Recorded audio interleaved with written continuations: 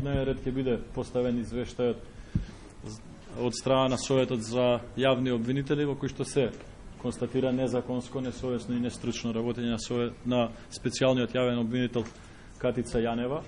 За жал не добивме декласификација на материјалот, иако преку господинот Џафери го побаравме во текот на вчерашниот ден од страна на Советот на јавни обвинители. Одлуката на Советот на јавни обвинители повторно беше материјалот да остане класифициран заради содржината на материјалот, во кој што очигледно Советот е одлучил да внесе и доста детали од истрагата, што јас можам да го потврдам дека е така.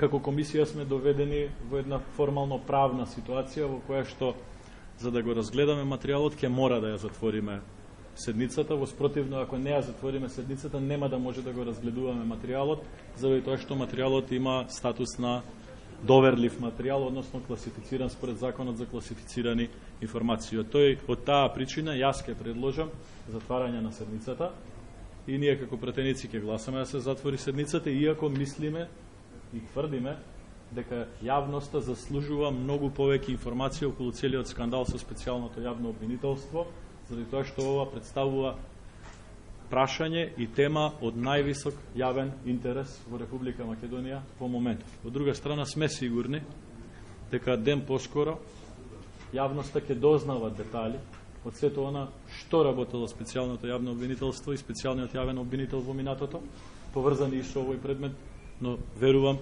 поврзани и со многу други предмети кои што се користеле за рекет спрема бизнисмени или за уцени спрема политичари и издействување или обид за издействување на политички одлуки спротивни на убедувањето на политичарите во Република Македонија.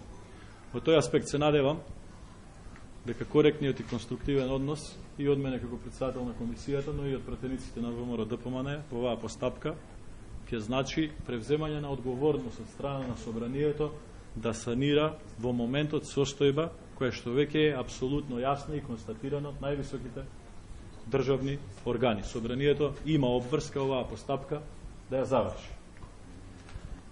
Околу постапката објаснив минатите денови, но да повторам.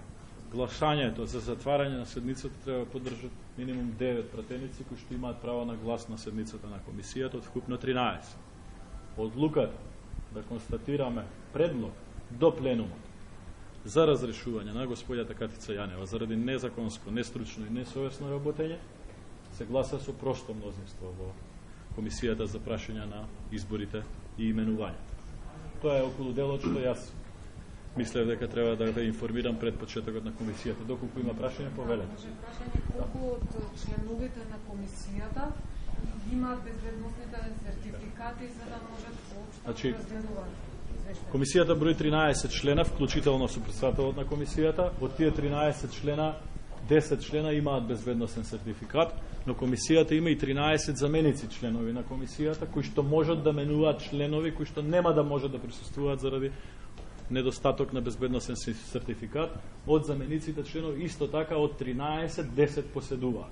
Значи ќе може да се обезбеди апсолутно функционалност на комисијата и јас очекувам да присуствуваат практично доволен број на пратеници за да може да се донесат двете одлуки онака како што ќе одлучат пратениците. Кажав, предлогот ќе биде на почетокот на седницата од моја страна се затвори седницата и ги образложив причините.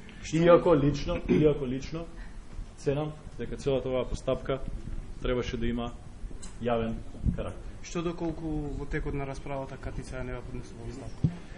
Нема да смени ништо таквата состојба, заради тоа што дури и господјата Јанева да поднесе оставка, таа оставка ќе мора да дојде во собрание и да се започне иста процедура.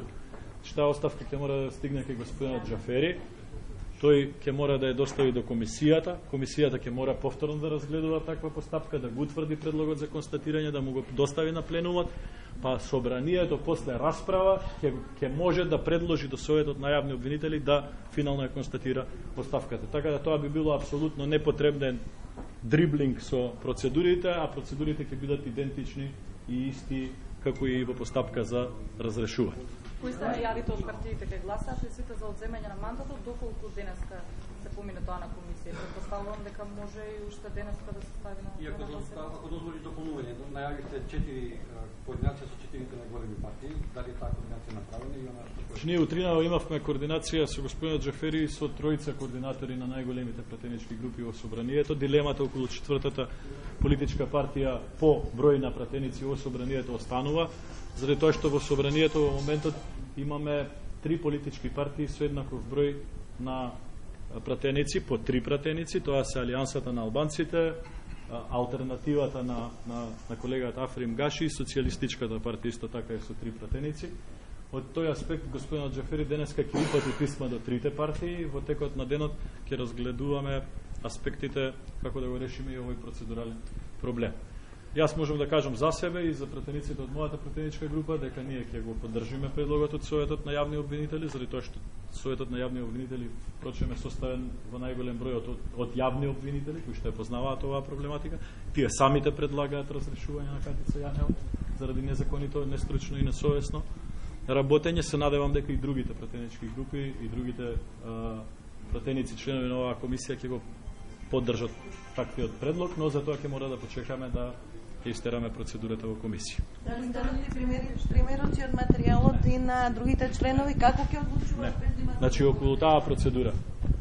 Ако се донесе одлуката за затварање на комисијата, во тој случај по стандарди досега и пракса досега применети во собрание, на седница на комисија ќе може да останат само пратениците, без разлика дали се членови или заменици членови или не се членови и заменици членови на комисијата, кои што имаат безбедносен сертификат.